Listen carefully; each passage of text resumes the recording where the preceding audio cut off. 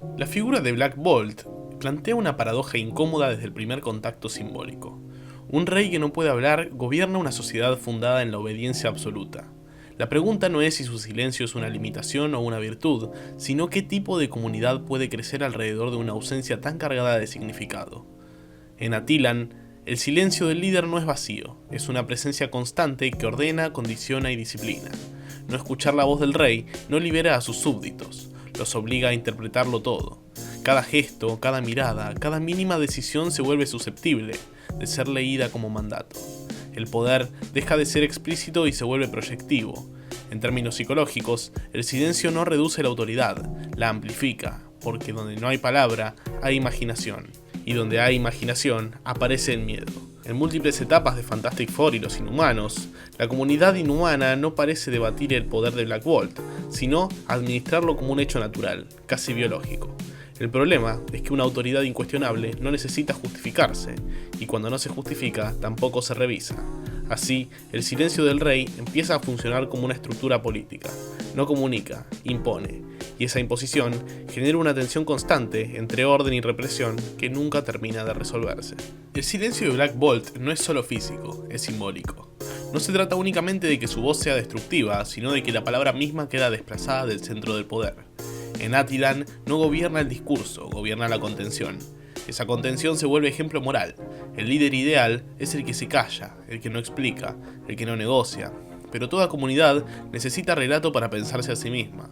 Cuando ese relato no viene del líder, lo fabrican los gobernados. Y esos relatos rara vez son benignos. En los cómics de Inhumanos de Paul Jenkins, el pueblo no solo teme al rey, lo mitifica. Black Bolt deja de ser un individuo para convertirse en símbolo absoluto, en una idea imposible de discutir. El silencio facilita esa operación. No hay contradicción posible si no hay discurso. Desde lo psicológico, esto genera una relación infantilizada con la autoridad. El rey no dialoga, se obedece. Y esa obediencia no nace del consenso, sino del temor a desatar una catástrofe. El problema es que el miedo puede sostener el orden, pero nunca la salud emocional de una comunidad. Donde no hay palabra, no hay elaboración del conflicto, solo acumulación. Y lo acumulado, tarde o temprano, busca salida. Black Bolt carga con una forma extrema de disociación. Ser rey implica negar la posibilidad de expresarse como sujeto. Su identidad personal queda sacrificada en nombre de la estabilidad colectiva. No habla porque no puede, pero también porque no debe. El silencio se convierte en deber moral. La autoanulación constante instala una idea peligrosa, que el liderazgo auténtico exige borrar al individuo. En varias apariciones claves, como durante War of Kings, Black Bolt no actúa desde el deseo, sino desde la función. No decide como persona, decide como sistema. Y esa renuncia permanente tiene un costo interno que rara vez se verbaliza, justamente porque no puede. La disociación no libera del conflicto, lo desplaza hacia adentro. El rey no grita, pero el conflicto grita en él. Desde afuera, la comunidad ve fortaleza, desde adentro hay contención forzada. Esta lógica se filtra hacia los súbditos. Expresar demasiado es peligroso, sentir demasiado es riesgoso. El silencio del líder se vuelve pedagogía emocional. Así, la sociedad inhumana aprende a reprimirse para sobrevivir. Pero una comunidad reprimida no es una comunidad pacífica, es una comunidad tensa. La falta de voz no elimina el conflicto político, lo vuelve subterráneo, invisible y por eso mismo más difícil de enfrentar cuando emerge. El miedo que rodea a Black Bolt no es solo al daño físico que su voz podría causar, sino a la arbitrariedad absoluta. Un rey que no habla no explica sus razones, y cuando no hay razones, cualquier decisión parece incuestionable. Esta dinámica recuerda a estructuras de poder donde el líder es incognoscible, casi divino. En Attilan, la obediencia no se basa en comprender, sino en anticipar. Los súbditos viven leyendo señales, interpretando silencios, ajustando su conducta para no provocar lo irreparable. Psicológicamente, esto genera ansiedad colectiva. Nadie sabe exactamente dónde está el límite porque el límite no se enuncia. En arcos donde la familia real enfrenta disidencias internas, queda claro que el problema no es la traición, sino la falta de canales para procesar el desacuerdo. Sin palabra no hay política, solo administración del miedo. El silencio del rey se vuelve un espejo. Cada súbdito proyecta en él sus propios temores y deseos de orden. Así, el poder se descentraliza de forma perversa. No necesita imponerse porque ya vive en la mente de todos. Esa forma de liderazgo parece estable, pero depende de una tensión constante que nunca se relaja. Porque relajarse implicaría hablar, y hablar implicaría humanizar al rey. La relación entre Black Bolt y el pueblo también revela una idea inquietante sobre responsabilidad. Al no hablar, el rey parece asumir toda la carga del daño potencial. Su silencio es presentado como sacrificio, callar para proteger. Pero ese sacrificio concentra la responsabilidad en una sola figura, liberando parcialmente a la comunidad de cuestionarse a sí misma. Si algo sale mal, siempre puede atribuirse al rey, a su decisión silenciosa, a su poder incontrolable. Esto genera una dependencia emocional peligrosa.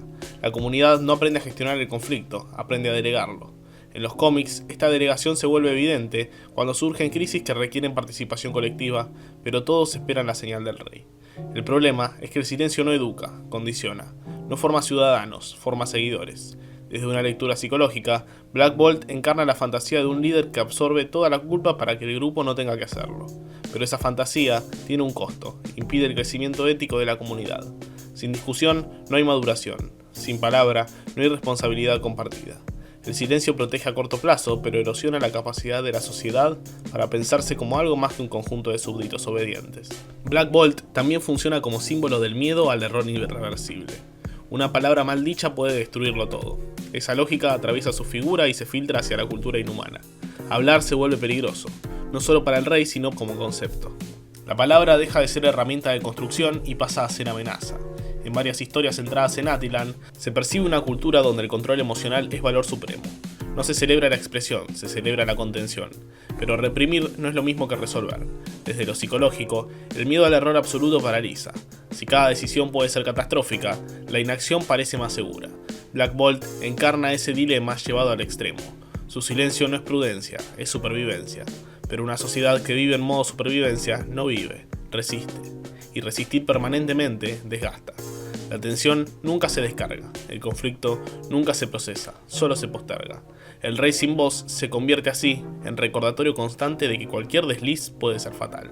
Esta idea ordena, sí, pero también enferma, porque una comunidad sana necesita margen para equivocarse, para discutir, para decir demasiado y corregir. El silencio absoluto no deja espacio para eso, solo para la repetición del orden existente. La figura de Black Bolt plantea una inversión inquietante del liderazgo carismático. No seduce, no convence, no inspira mediante la palabra, inspira mediante la amenaza latente. Su poder no se ejerce, se contiene, y esa contención se vuelve espectáculo silencioso. En eventos donde aparece junto a otros líderes, su mutismo destaca como una anomalía que impone respeto sin esfuerzo. Pero ese respeto no nace del vínculo, nace del temor. En términos culturales, esto refleja una fantasía autoritaria, la idea de que el mejor líder es el que no necesita explicar, el que actúa desde una verdad incuestionable. El problema es que esa verdad nunca se somete a revisión. Black Bolt no puede equivocarse públicamente, porque no puede justificar ni rectificar. Su silencio congela la imagen del poder, y cuando el poder se congela, se vuelve rígido. La rigidez no tolera el cambio. En una comunidad como la inhumana, marcada por transformaciones biológicas y sociales constantes, esta rigidez genera fricción. El rey es estable, la sociedad muta.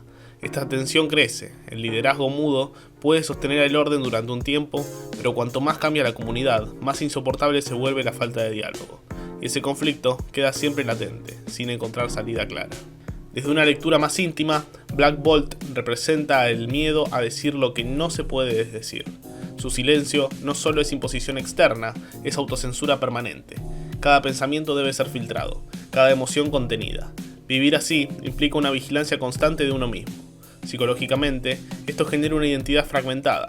Lo que se piensa no puede decirse, y lo que no se dice empieza a deformarse.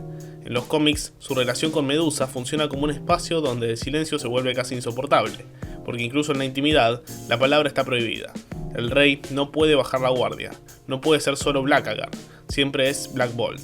Esa imposibilidad de separar rol e individuo refuerza la idea de que el liderazgo mudo exige una renuncia total al yo, y cuando el líder no tiene espacio para ser sujeto, tampoco puede reconocer plenamente la subjetividad de los otros.